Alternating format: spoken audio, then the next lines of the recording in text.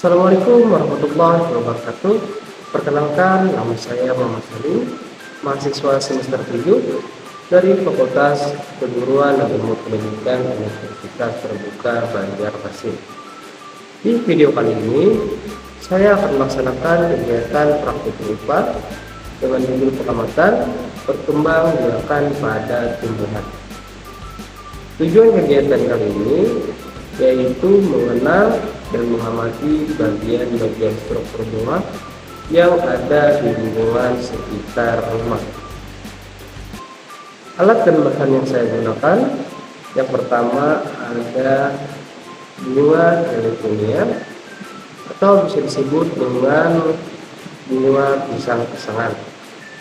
Yang kedua ada pisau. Ketiga ada pincet. Keempat, peralatan alat tulis. Baik, langsung saja kita mulai mengamati bagian-bagian struktur bunga heliconia.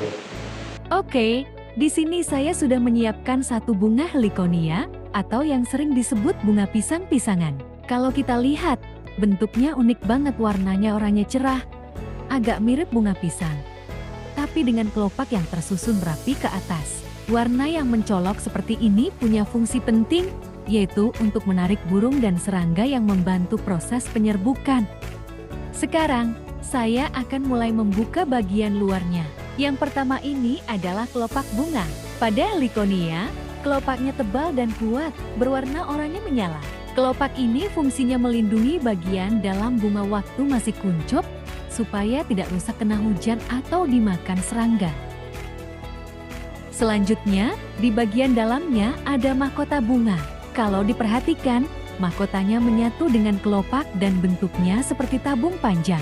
Mahkota ini juga berwarna cerah, ini yang membuat burung dan serangga tertarik datang. Selain sebagai pemanis bunga, mahkota juga berfungsi melindungi organ reproduksi di dalamnya.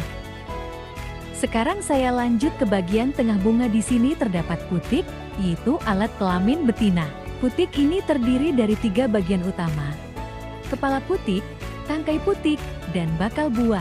Kepala putik berada di bagian paling atas dan berfungsi sebagai tempat menempelnya serbuk sari. Kemudian serbuk sari akan menumbuhkan tabung kecil yang masuk ke dalam tangkai putik, lalu menuju ke bawah, ke bagian bakal buah.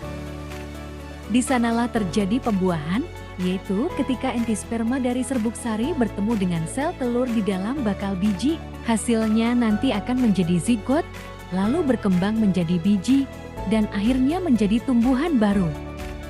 Kalau kita lihat ke bagian bawah bunga, di sini ada tangkai bunga yang kuat dan agak tebal. Tangkai ini fungsinya untuk menopang bunga dan menghubungkannya ke batang utama tanaman. Tangkai juga membawa air dan nutrisi dari batang menuju ke bunga. Kalau kita perhatikan keseluruhan strukturnya, bunga heliconia ini sebenarnya termasuk bunga majemuk. Artinya, di dalam satu tangkai besar terdapat banyak bunga kecil yang tersusun rapat. Setiap kelopak besar, atau yang disebut braktea, berisi satu atau lebih bunga kecil di dalamnya. Susunan seperti ini yang membuat heliconia tampak indah dan sering digunakan sebagai tanaman hias di taman-taman. Selain berkembang biak melalui bunga, heliconia juga bisa berkembang biak secara vegetatif alami, yaitu lewat rimpang. Rimpang ini adalah batang yang tumbuh mendatar di bawah tanah. Dari rimpang ini akan tumbuh tunas-tunas baru yang nantinya jati tanaman baru juga. Cara ini lebih cepat dan lebih sering digunakan dibandingkan menunggu biji tumbuh, karena tidak selalu terjadi pembuahan di setiap bunga.